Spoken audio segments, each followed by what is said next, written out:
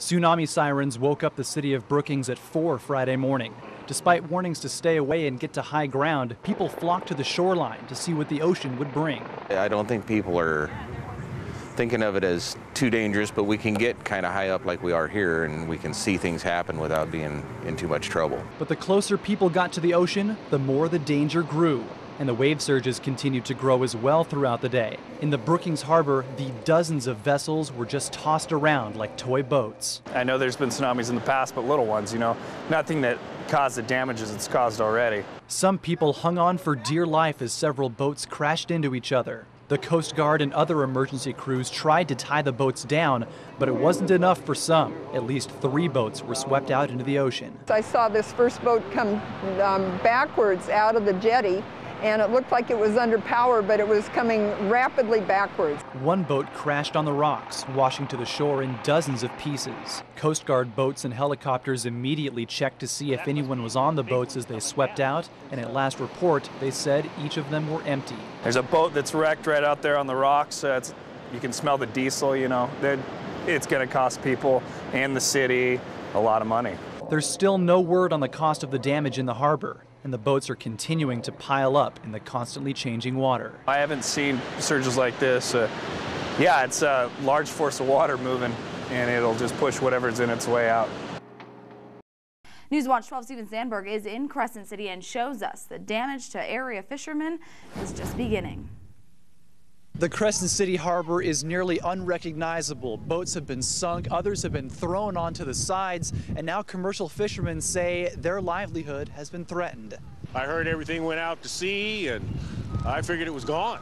It's not gone, not entirely, but the damage to the Crescent City harbor is immense. Entire boats have been washed onto the shore. The hulls of those that sank barely peek out of the water now. And the damage continues to pile up in the wake of powerful surges of waves hitting the west coast. The power was incredible. And I was just thinking about the harbor, and I figured, geez, this thing would be wiped out, which it was. The harbor was home to countless Northern California fishermen, some of whom now have no way to make money. It's god-awful. I really feel sorry for these people. You get a lot of emotion tied up in your boats, and a lot of work and a lot of money. And they're just gone. Even people whose boats were saved, like Kurt Iveson, say they still face a murky future. I wonder what we're going to do next. That's what I'm wondering. I still got to fish, so I don't know. I don't know what they're going to have us do. Del Norte County District Attorney John Alexander is a former commercial fisherman, and he said it's hard to look at the pain those men are now going through. To watch yesterday the devastation as each surge came in and took out more vessels that went to the bottom and then tore up the whole creek here. It's just truly sad. No matter how long it takes, they're determined to get back out on the ocean on their terms. Tough times don't last, tough people do. We'll clean up, we'll be around tomorrow. Because of the extensive damage to the harbor, some fishermen have pulled up their anchors and gone to places like Eureka or Coos Bay, and they said only time will tell if they're ever able to come back. The cleanup is just beginning here at the Crescent City Harbor, but the major problem now is all of the fuel and diesel that is dumping out of the sunken boats. It's creating a sheen of fuel over the top of the water. Plus, the wind gusts and the continued surges of waves are blowing it across the area and creating an environmental disaster for Crescent City. 11 boats sank in the aftermath of the tsunami impact of Crescent City. Many of them are still sitting at the bottom of the harbor. Their danger to the environment is rising to the surface. Rainbow sheen, we call it, and that's some light product that is being pretty much discharged from a few of these vessels that are partially submerged or submerged. But at this time, we're only seeing light diesel. There is still no word on exactly how much fuel is spilled into the harbor. The Coast Guard is working with boat owners to find out how much diesel was on board before the vessel went down. They have been pretty active in coming in and contacting the Coast Guard, and that's crucial in us determining how much pollution potentials on board these vessels and determining what the risk is to the environment. The fuel is also posing a risk to fish and wildlife. Fishermen still trying to use the harbor are currently prevented from dumping harbor seawater on crabs in their hold because of the risk of contamination. If they were to pump on crabs inside the harbor and there was some sheen on the water, possible that some petroleum product could get in with the crabs prior to them going to market, and we want to prevent that. With the wind and waves still making things dangerous, it could take time to see the full impact. We will be conducting some dive operations throughout the week, utilizing some local divers to assess the damage to underwater vessels and to mitigate any pollution threat that currently holds to the environment. The commercial fishing industry has always been a huge part of the identity of Crescent City, but now with the harbor in ruins, it's going to take the entire city working together to find ways to rebuild. The harbor was the place of business and even the home of many commercial fishermen. Friday's tsunami wiped it all out. This is ground zero, and it's been devastated. It's gone. It doesn't exist anymore. So the challenge is how do we get recovered as soon as possible? But how soon that happens is anyone's guess. Bill DeBacker says fishermen like him aren't holding their breath. I think it's going to be years, a couple years, I see, before we have a functioning harbor. He says the extensive red tape involved with restoring the harbor would mean countless commercial fishermen wouldn't be able to find work in Crescent City. We need to keep fishing. I mean, there's a lot of us that have half of our business, in the ocean already, the crab pots, and they need to be taken care of. City leaders say that would create a domino effect for a local economy that depends on commercial fishing. We've been devastated here in the Crescent City Harbor, and that affects not just the fishermen, but everybody that depends on harbor-related business. The city is holding a community town hall Monday night to find ways to speed up the process of helping the harbor. They say the longer it takes, the more the town suffers. Fast-track things that would normally take way too long. We need immediate response because this is people's lives in their whole profession at stake. Fishermen are hoping for a quick resolution before the crisis forces them to search for calmer waters. We plan on fishing one way or the other. The next step for Crescent City could come from the federal government. If President Obama declares this to be a federal disaster, then the harbor will be able to receive the federal aid that comes with it. This is the lasting image of the tsunami's impact on Crescent City. Entire boats have been pulled out of the harbor and now rest here on the beaches. Commercial fishermen are going through an uncertain future for their industry, but the community wants to let them know they're not alone. And now they're willing to help both financially and spiritually.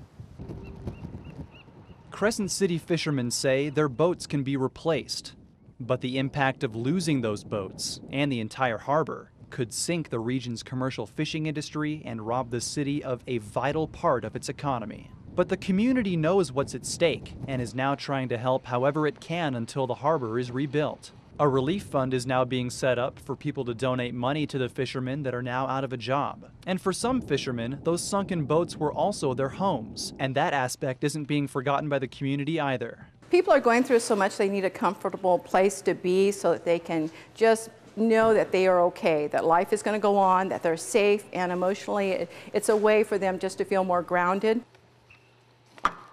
Volunteers at the Lighthouse Church have food and clothing available for fishermen and people who could be affected by the industry's struggles. A lot of people are worried about what's going to happen this spring without the income from the fishing industry.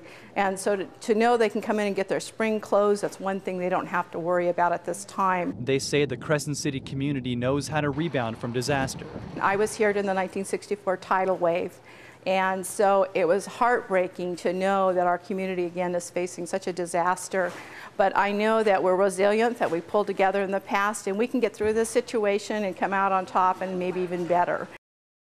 The effects of the tsunami on Crescent City weren't just limited to the harbor. The surging waves brought in countless amounts of garbage and debris, and now entire areas are covered in the stuff. We've got chunks of styrofoam, even whole pieces of dock. And it's up to the community now to try to clean this up. It's been more than a week since Crescent City awoke to the devastation of the tsunami. It's very frightening, and you just don't know how big it's going to be when it comes in. So relatively lucky, but a lot of damage done to the harbor. But now that damage is washing to the shore in thousands of pieces. A lot of the broken docks with the styrofoam with cement, and also some pieces of boat. There's some bigger pieces of lumber down the way, pieces of the dock, I'm sure, that are broken off. But the tide has turned for the Crescent City community, who say they're now ready to move forward from the shock of the destruction. Hundreds of volunteers combed the areas along the coastline, cleaning up whatever debris they could find along the way. I was very impressed. There was a long line of people waiting to get in, to get signed up into their groups. I know there were hundreds of people that will be involved today. People in Crescent City say it's another sign of how the community can come together in a time of crisis. It says a lot for our community. When something of this magnitude occurs, and this is not the first time, but every time something like this has occurred, people have come out to help, and they're a very resilient group, the entire community. There are no plans for a second beach cleanup after Saturday, but the volunteers here say they don't want to stop until the entire area is clean. 16 boats sank in the Crescent City harbor after last week's tsunami, but now crews are continuing the process of bringing those boats back to the surface. But in order to do that, dive teams need to go below the surface to see the devastation of the tsunami firsthand. We've got one cluster of boats, there's about 4 of them, and one's on top of another, and another one's crushed beneath a dock. As crews try to raise the sunken boats, they have to navigate through the damage underwater. And that danger under the surface is slowing down the process of recovering those vessels. There's actually a lot of debris to float up out of the way before we can even access the boat.